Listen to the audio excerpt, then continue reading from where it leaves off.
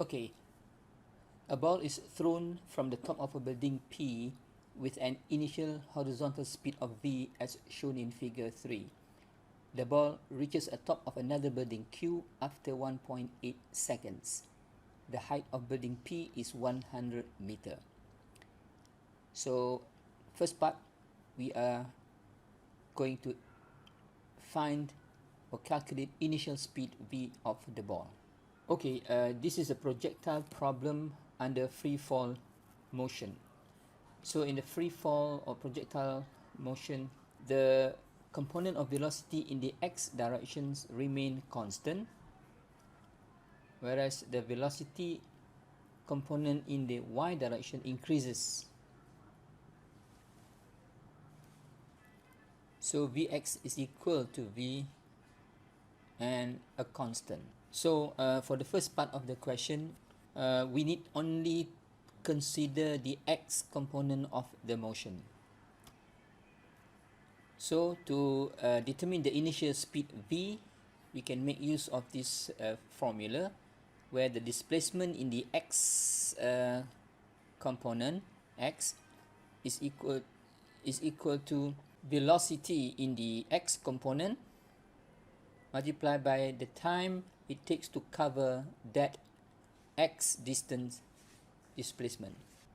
Note that since Vx is always equal to V, therefore the velocity will be equal to displacement in the x direction divided by the time it takes to cover that distance. That is 25 meter divided by 1.8 second. 13.89 meter per second. Okay, to answer second part of the question, I think this is height of the building. I think the question meant height of building Q. Okay. Okay, since height is a vertical displacement, so we will only consider the y component of the motion. So in y component of the motion, let's say the ball has fallen vertically in 1.8 second as far as y distance from the building P,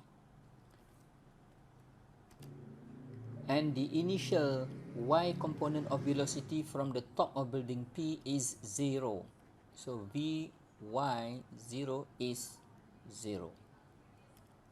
Okay, so then we can make use of the following formula.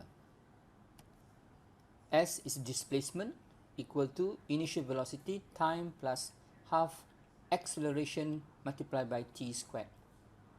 So in y component, this will become y is equal to velocity in the y component, initial velocity in the y component multiplied by t plus half, since the acceleration is downward due to gravity, so this is half g and times t squared.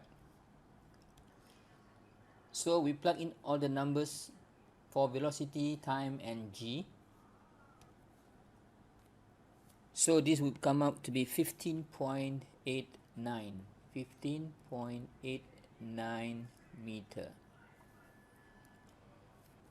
So that is y, and we know that the height of building P is 100, so therefore the height of building Q would be 100 minus y. 100 minus 15.89 meter. So therefore the height of building Q is 84.1 meter.